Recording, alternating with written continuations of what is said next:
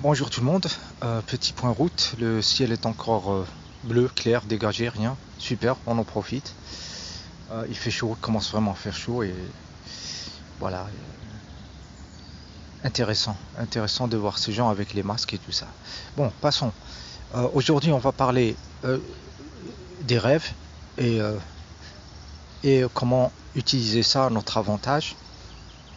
Lorsque un être humain va dormir, pour moi, j'en suis pratiquement sûr, c'est parce que le travail du cerveau pour faire je dirais la cohérence entre tous les sens de la vue, du toucher, voilà, l'ouïe, tout ça, voilà, le cerveau nous crée une image interne basée sur des sens qui sont duels, c'est-à-dire en dualité, c'est-à-dire qui ont besoin de capter de l'information. Cette information est retranscrite, recompilée par le cerveau, et ça te donne une image intérieure qui doit rester en cohérence, qui te permet de marcher. Quand tu bouges ta main, il n'y a pas un temps de retard entre ce que tu vois, et, et, et le mouvement de ta main, tu vois, il y a vraiment un grand travail de cohérence. D'ailleurs, même certains scientifiques avec certaines expériences montrent que le cerveau a des effets quantiques, c'est-à-dire qu'il est un peu dans le futur là, justement pour qu'il y ait cette cohérence, c'est-à-dire qu'il sait ce qui va se passer juste dans quelques centièmes de seconde, et comme ça, voilà, il n'y a pas ces délais entre toi qui bouge ta main et qui voit ta main bouger et tout ça et tout ça. Et je trouve ça, ouais, très plausible et, et bravo hein, pour faire ça. Mais on s'imagine que c'est un travail de ouf. Donc je dirais qu'une grande partie du pouvoir d'un humain passe dans ça, dans la création de cette construction holographique interne. Et je pense que c'est pour ça qu'à un moment donné, il faut qu'on aille dormir. Hein. Il faut qu'on s'allonge et qu'on arrête le système de cohérence, qu'on le met sur off, c'est-à-dire qu'on laisse les trucs en roue libre, plus de cohérence, rien du tout. Tu vois, et je pense que c'est cette construction interne là qu'on appellera les moulins à vent des sens qui sont à l'intérieur, voilà, ils sont laissés comme ça sans cohérence. Donc maintenant les yeux et tout ça et leur système cérébral dans le cerveau le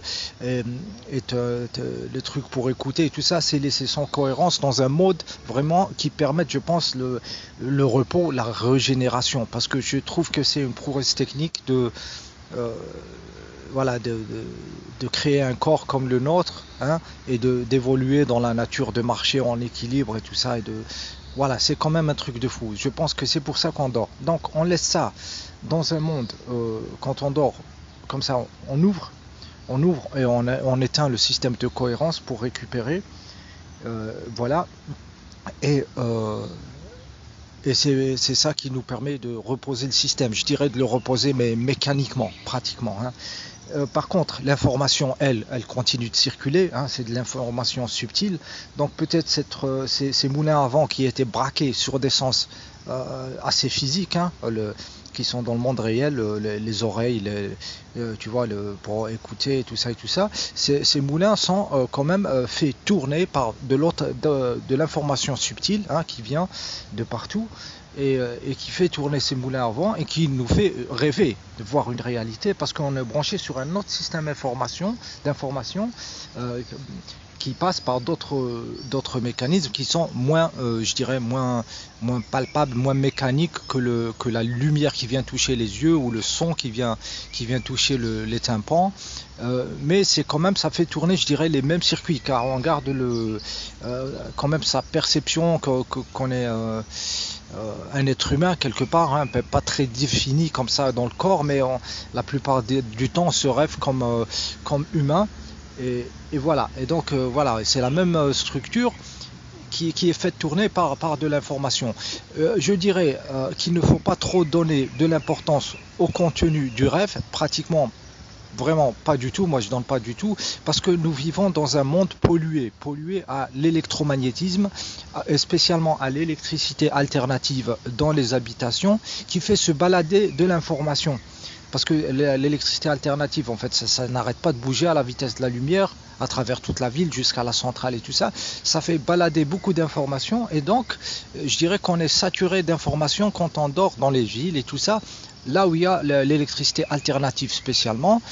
Donc le contenu, ça va te ramener tout et n'importe quoi. Tu vois, tu es branché d'une manière trop rapide et trop mélangé tout avec tout. Donc tu as toutes les émotions de la ville qui viennent. Le mec qui regarde un film là-bas de machin de science-fiction, ça t'arrive. Le mec il est stressé de par son boulot, tu vas recevoir l'information et tu vas faire ton rêve avec ça. Tu vois, et plus l'information subtile qui vient des gens avec lesquels tu es connecté d'une manière éthérique, tout ce qui est famille, amis, connaissances et tout ça, avec lesquels tu es en relation. Donc tout ça, ça va mixer, te faire un rêve.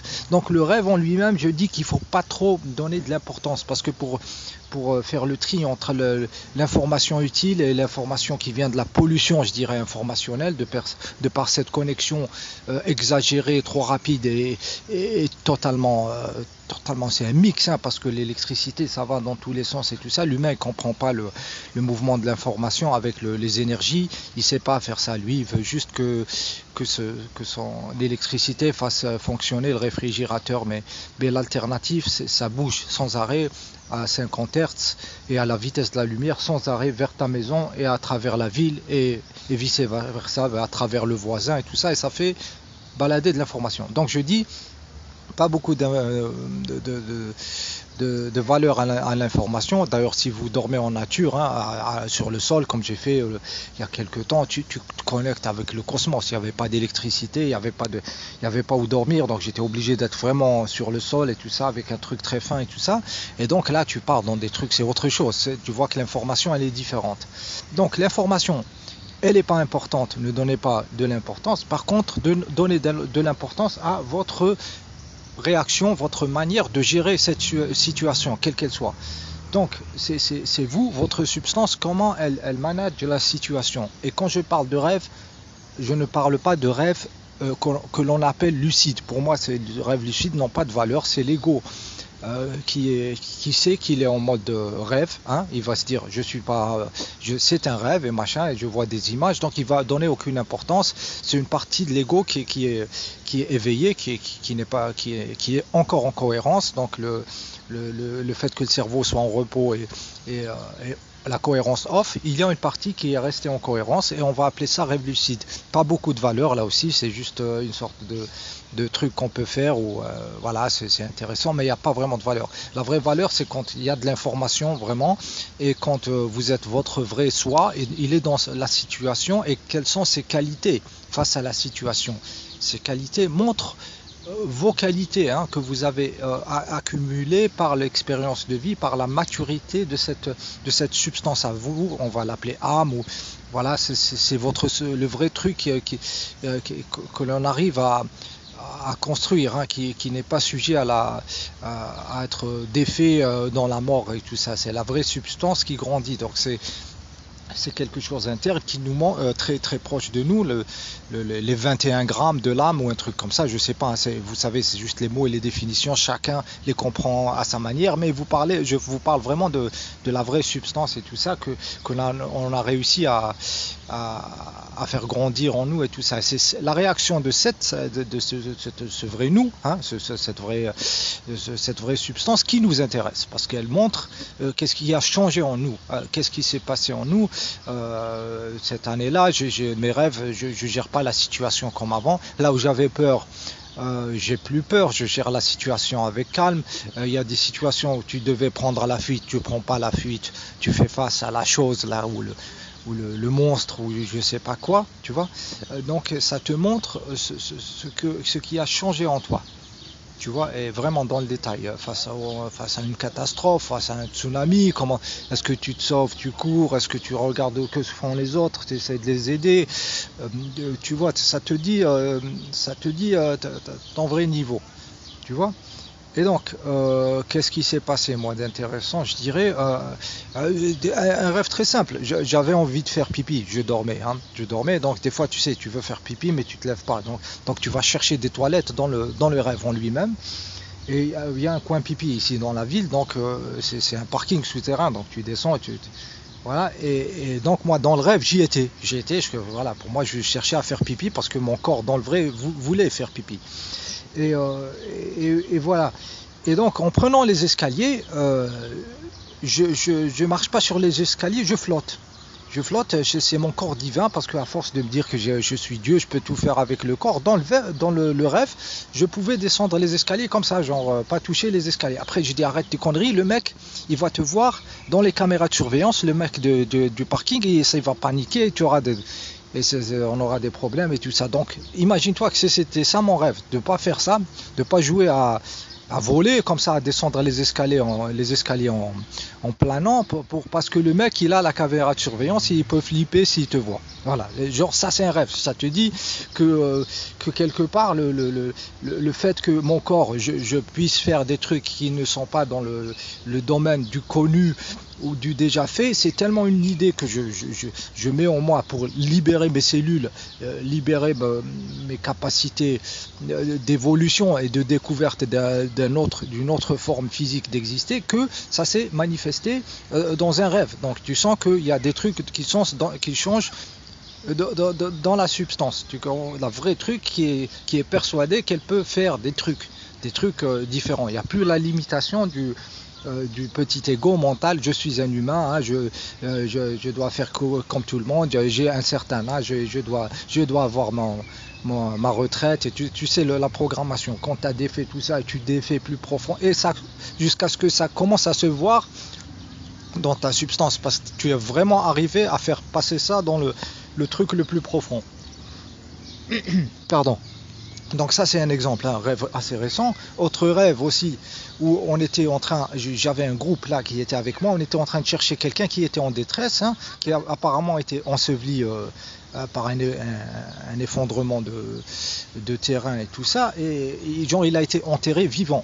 Et dans mon rêve, j'ai fait que c'était Tepa, le gars qui avait YouTube, hein, qui est décédé, hein, qui était un chouette intervieweur, très, très, très intelligent et tout ça. Et genre, ils l'ont enterré vivant. Dans mon rêve, tu vois, il y avait une troupe d'élite avec moi, deux gars qui marchaient très vite comme ça dans des sortes de cavernes comme ça, ou de trucs assez étroits. Ils allaient chercher ça. Donc j'avais du renfort avec moi, des armes très puissantes comme ça. J'ai dit, c'est qui ces deux gars? J'arrive pas à les reconnaître. Et je sais que c'est des gars que je connais pas peut-être personnellement, mais que je connais par YouTube parce qu'ils regardent mes vidéos et tout ça. Donc c'est des êtres très puissants avec lesquels je suis connecté en rêve par exemple, voilà, sans se connaître dans la vie quel visage on a, mais c'est des âmes très puissantes qui je sais peuvent faire le taf de l'évolution, de l'exploration. Ils étaient là avec moi, je ne saurais pas les nommer, tu vois. Donc on cherchait tes pas quelque part. Un rêve assez de ouf. Donc dans le même rêve, à un moment donné, il y a un des gars qui était avec moi, hein, il y avait deux gars devant, il y avait une personne que je connais qui me suivait, là je connaissais, c'est une personne proche. Et à un moment donné, je vois un des gars, bon, j'arrive pas à identifier, donc il est grand de taille, et c'est peut-être un ami que j'ai, un vrai aventurier et tout ça, très, très grande amitié, et j'ai cru le connaître. Et à un moment donné, il dit, moi pour vivre, je dois ressentir les problèmes, tu vois, il doit m'arriver des trucs, des merdes dans la vie pour que je ressente ça, à peu près. Donc il a exprimé ça, pas en mots, hein, tu vois, c'est la communication directe. Donc il a dit, j'ai envie des trucs que ça me pique quelque part pour que je me sente vivre. D'ailleurs, c'est un gars qui va à l'aventure, qui fait le tour du monde et tout ça et tout ça. Et lorsqu'il a dit ça, et il a dit c'est comme mon père ou un truc comme ça. Donc, et j'ai vu que c'est comme s'ils appelaient les problèmes par ça, par le fait de dire qu'ils aiment le contact rude comme ça, c'est comme s'ils cherchaient les problèmes. Tu vois, qu'ils cherchaient que quelque chose lui arrive. Donc il y avait un fruit comme ça, une espèce d'orange comme ça qui était pelé, et il y avait un truc qui commençait à sortir une espèce de matière que je savais allait lui donner ce qu'il cherchait, c'est-à-dire lui donner le problème, lui donner la douleur, et un truc comme ça. Et c'était d'une couleur violette, ça sortait de l'orange. Qu'est-ce que je fais moi? Ben pour la première fois, je sauve quelqu'un, mais je vais et je mange ce fruit, je mange cette matière, tu vois, qui fait apparaître les choses, cette bile, ou je sais pas, même bile noire, peut-être, je sais pas ce que ça représentait, elle n'était pas noire, elle était violette, mais je l'ai bouffée, c'est-à-dire je bouffe tout, j'intègre tout, et j'ai empêché ce truc d'aller vers lui parce qu'il ne sait pas comment ça fonctionne, mais moi j'avais le moyen de l'intégrer, même de la manger. Voilà, on apprend chez les 15 minutes. Les rêves, ça vous dit votre niveau.